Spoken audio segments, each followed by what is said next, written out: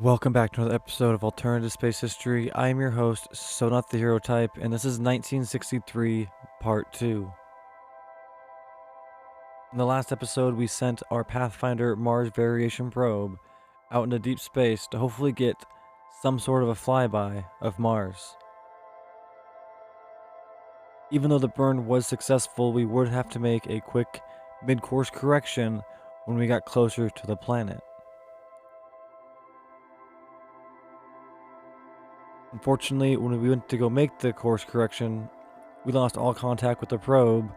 It burned through all of its fuel, and we are no longer on any sort of flyby course of the Mars surface. Due to this yet another failure of the Pathfinder probe, a complete redesign and overhaul has gone into effect, and hopefully we'll see more attempts later on in the future.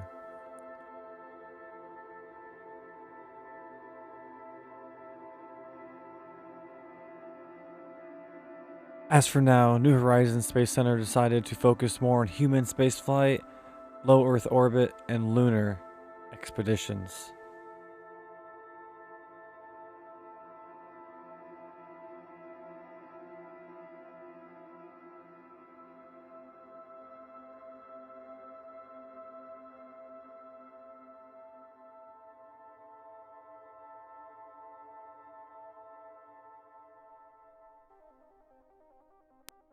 A lesson learned by New Horizons Space Center is that not only is rocket science hard, rocket science is expensive, and due to funding reasons, the outreach program was once again returned to the pad.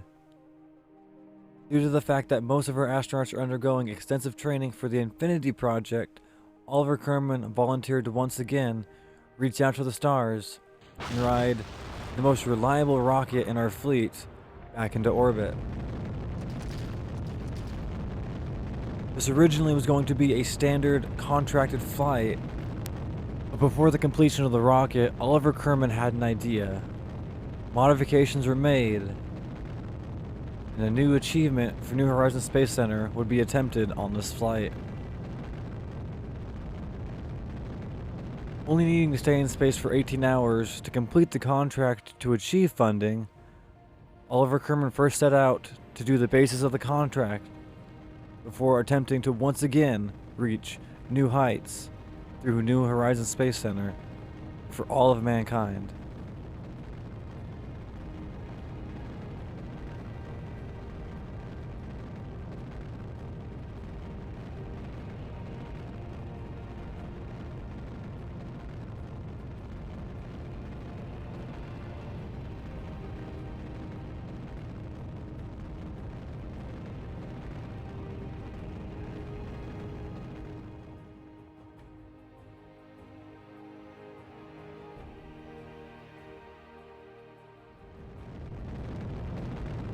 Like all flights before, all three engines were successful in their ignition. As the core stage was carried up by the two side boosters, soon to be let go, as the main stage, slowly but surely, brought Oliver Kerman back into space. Once into space, the AJ-10 engine would use its first of three ignitions to adjust the orbit to meet contract parameters, and then one more ignition to stabilize the orbit. After that, they had one shot at achieving a new goal for New Horizons Space Center. Boosters successfully detaching and the rocket screaming through the atmosphere. Oliver Kerman held on tight, as he had done so many times before, putting all of his faith in a rocket that had so far not failed and has so far refused to go down without a fight.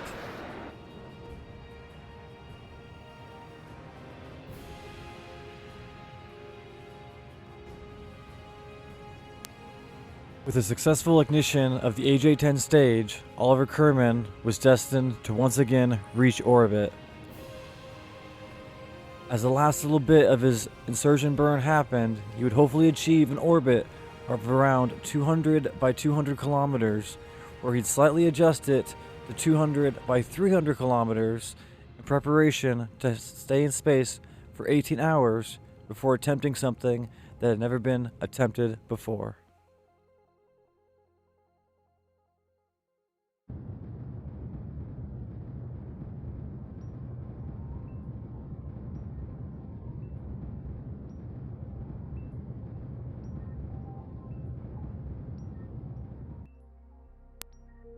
Now in a proper orbit of 200 by 300 kilometers, Oliver Kerman kept in constant connection with the Space Center for the next 18 hours as they monitored his life support, his sanity, and all his scientific equipment they wanted to make sure would still work in case they found a new area to do more research in. As they approached the 18-hour mark, Oliver Kerman got ready to do something that no one had attempted before. Scared but brave, he was destined to achieve greatness.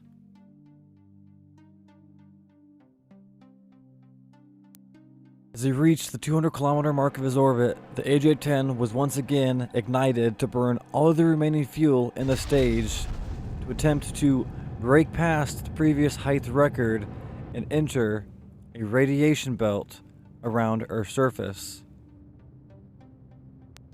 Modifications such as shielding and additional life support were added to the rocket before launch just for this attempt. Oliver Kerman hoped it wouldn't be the last time he ever got to fly. The team at Mission Control was confident in their ability to keep him alive through this endeavor.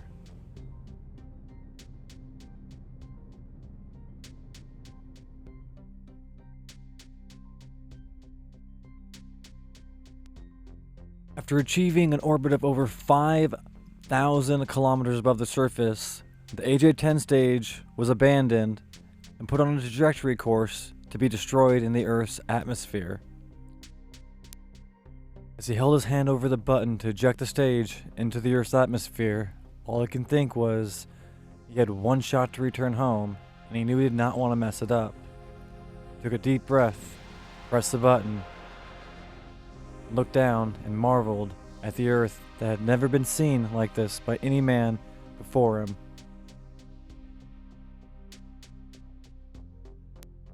As Oliver Kerman used the new camera equipment equipped onto this capsule in particular, he floated over Africa and took photos of the Earth below him, sending back images of photography that the world had never yet seen.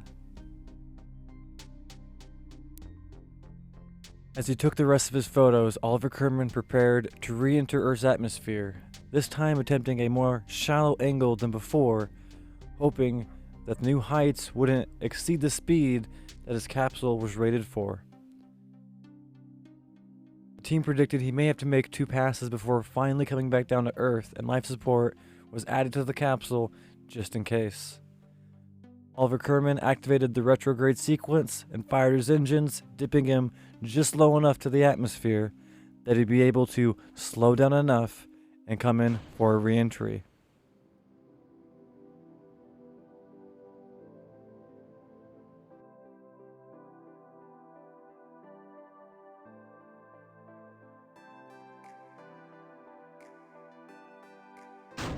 After making his first pass, a second retrograde burn was made to lower him down even further into the atmosphere, this time making sure he'd come back down without going back into orbit, as life support was getting critically low by this point.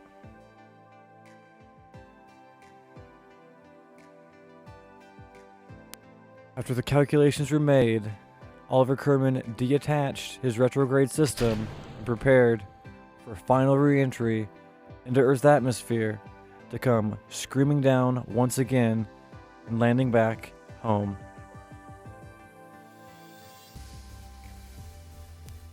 Knowing exactly what was in store for him, he took a deep breath, relaxed his body, and prepared for the insane G-forces that came with re-entering Earth's atmosphere. Oliver Kerman, not new to re-entering Earth's atmosphere, knew exactly what to do, but a smile on his face, for he knew he was coming home.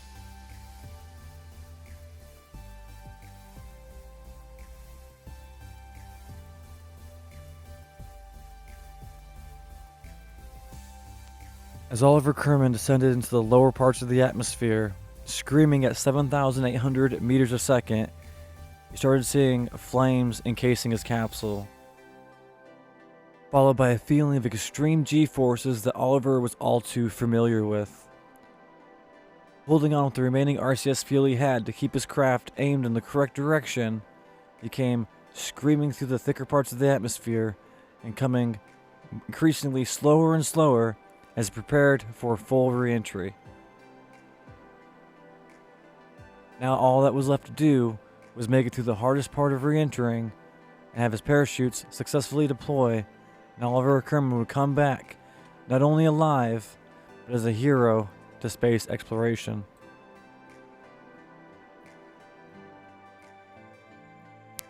With the parachute successfully deploying, there was a sigh of relief rung out through the entire Space Center. Oliver Kerman was once again home after achieving greatness yet again in his long, successful career.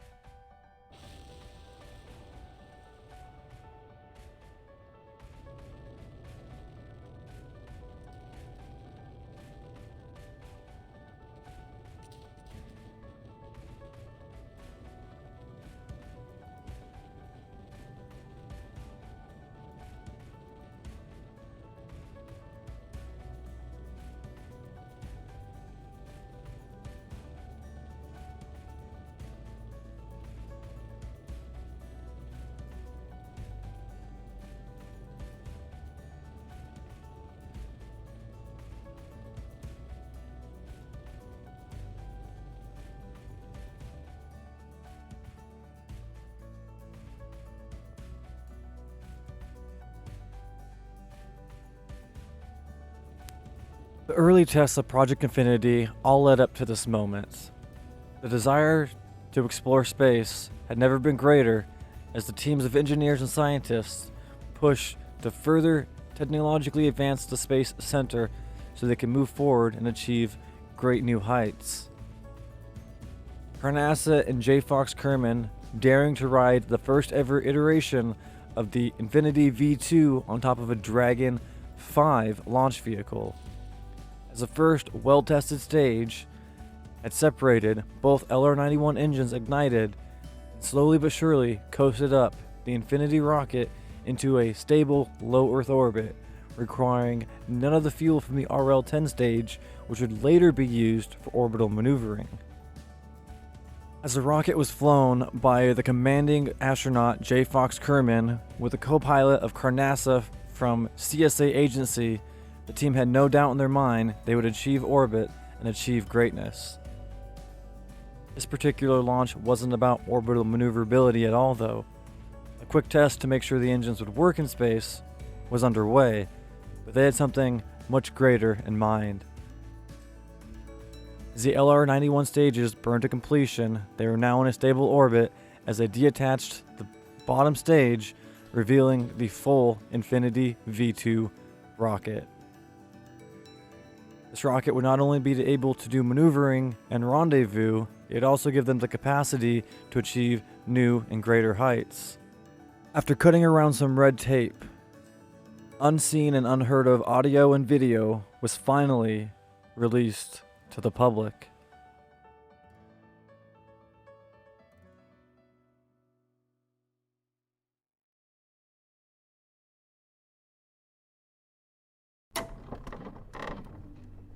Ground control, we have achieved stable orbit. All systems are nominal. All systems on my end are good. Jetpack fuel is ready, waiting for the all clear to open the cabins. EVA is approved. Fox, are you ready? Ready as I'll ever be. Alright then, whenever you're ready, keep us updated. Starting EVA procedure. Fox is out of the pod. I repeat, Fox is out of the pod. Fox, how you feeling out there? Ground control, there aren't words. Prepping pack, ready to let go.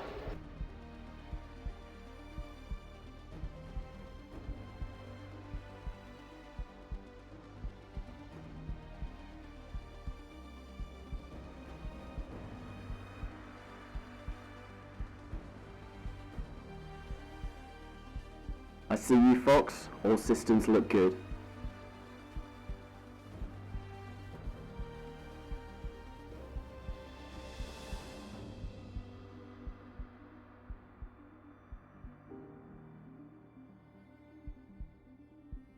How you feeling up there, Fox? I guess one small step would be a little bit of an understatement.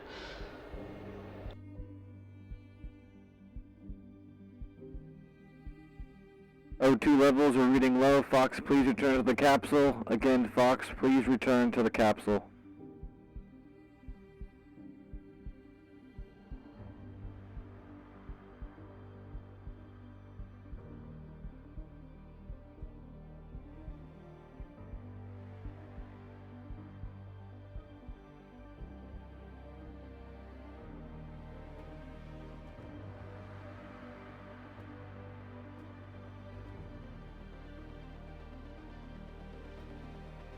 Carnasa, prepare for EVA. All systems look good. Let go. Okay then, let's do this.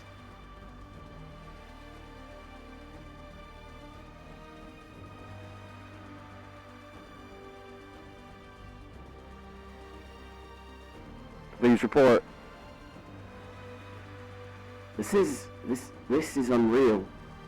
I honestly haven't the words.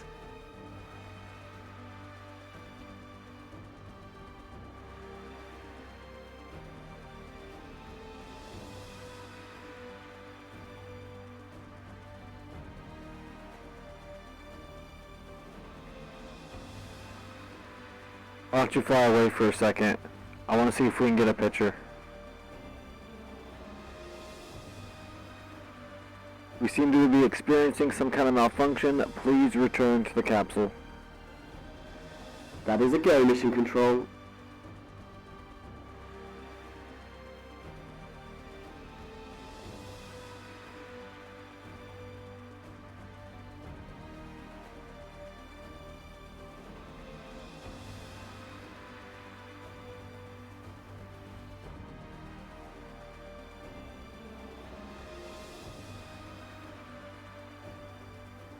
Mission Control, if you ever need one of us to do that again. We hear you loud and clear. Go ahead and return to the capsule. Be safe, boys. You got 3 more days up there.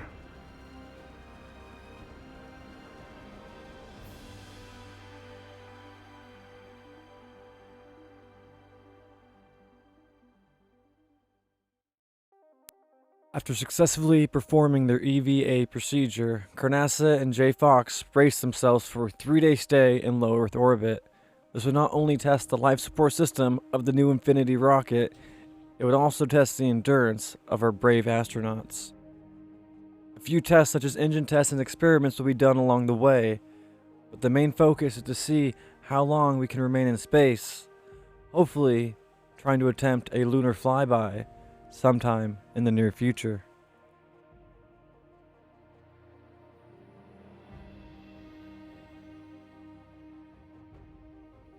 Okay, boys. Time to come home. Prepare for re-entry. We hear you. Prepping for re-entry. That is a go, Mission Control. It's time to head home. After surviving successfully for 3 days, Carnasa and J. Fox engaged the RL-10 stage one last time and prepared to re-enter Earth's atmosphere.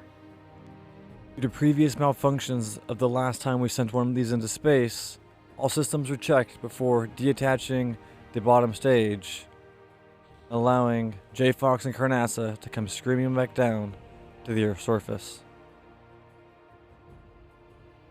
And with the successful deployment of the bottom maneuvering stage, Carnasa and J. Fox had to let gravity decide when they got to come home, as they are now on a trajectory to land somewhere in the middle of the ocean where ships on standby were waiting to recover them. As flames started to surround the capsule, J. Fox activated the descent mode that was a new feature on the Infinity rocket, allowing them to come in at a much slower, less impactful speed. Using the remaining RCS fuel, they stayed their course, still aiming for the ocean, but trying not to experience such extreme G-forces on their way down. Successful in cutting through the thickest parts of the atmosphere, J. Fox and Carnasa were on their way home. As they watched the parachutes successfully deploy and expand, they both gave a sigh of relief. They had done it. They had gone to space. They had left the safety of their capsule. They had floated around into the unknown, and now they were coming home. Heroes to the eyes of the people, and heroes to themselves. This was a great day for New Horizons Space Center, as well as all of mankind. But with that, this is the end of the episode. I want to thank you guys again for stopping by. I hope you guys enjoyed, and I hope you guys made it to the end of the video. If you liked it, feel free to give it a thumbs up and let me know in the comments. If you didn't like it, feel free to let me know in the comments. And as always, if you enjoyed the content and want to see more, feel free to subscribe. I'd also like to give a special thanks to Carnasa and Fox-2 Flyer, a member of our Discord, for giving me the voiceover stuff so I can make this episode a little extra special. If you want to join that Discord and talk to us, I will leave a link for that in the description, as well as a couple other YouTubers I think you should check out. Also, keep an eye out for the next series, or the newest series I'm working on, How to RP1, and as I promised in that same Discord I was just talking about, I will leave the voiceover outtakes from Carnasa's voiceover after the credits, so feel free to stick around for those, or just skip to them. Trust me, it's absolutely worth it. But other than that, I want to thank you guys again for stopping by, and I hope I see you guys again next time in the year 1964.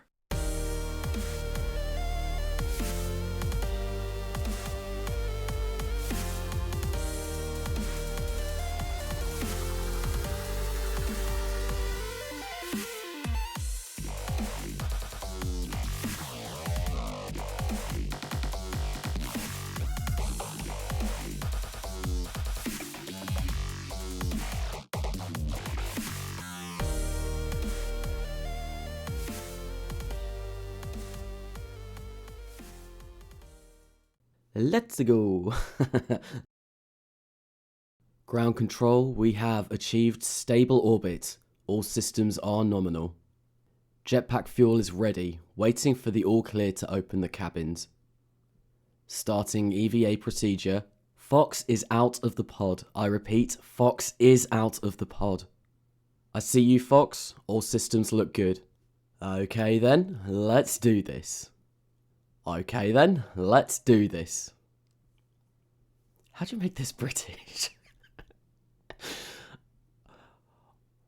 Alright mate then, let's do this. No. Okay. I don't know. Okay then, let's do this.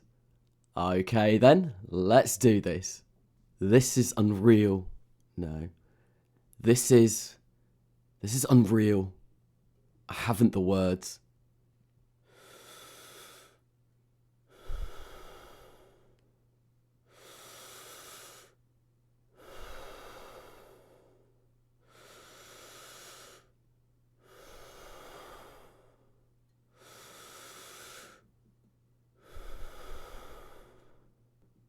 Alright, Mission Control, let's go.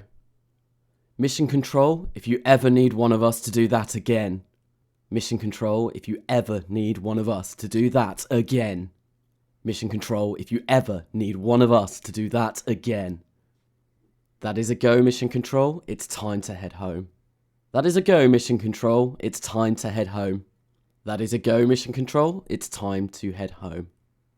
That is a go, Mission Control, it's time to head home. Ground control, we have achieved stable orbit. All systems are nominal. Ground control, we have achieved stable orbit. All systems are nominal. Ground control, we have achieved stable orbit. All systems are nominal. Ground control to Major No, sorry. Ground control, we have achieved stable orbit. All systems are nominal. Jetpack fuel is ready, waiting for the all clear to open the cabins. Jetpack fuel is ready, waiting for the all clear to open the cabins. Jetpack fuel is ready, now waiting for the all clear to open the cabins. Starting EVA procedure. Starting EVA procedure. Starting EVA procedure. Starting EVA procedure. Fox is out of the pod. I repeat, Fox is out of the pod. Fox is out of the pod. I repeat, Fox is out of the pod. Fox is out of the pod. I repeat, Fox is out of the pod. I see you, Fox. All systems look good. I see you, Fox. All systems look good.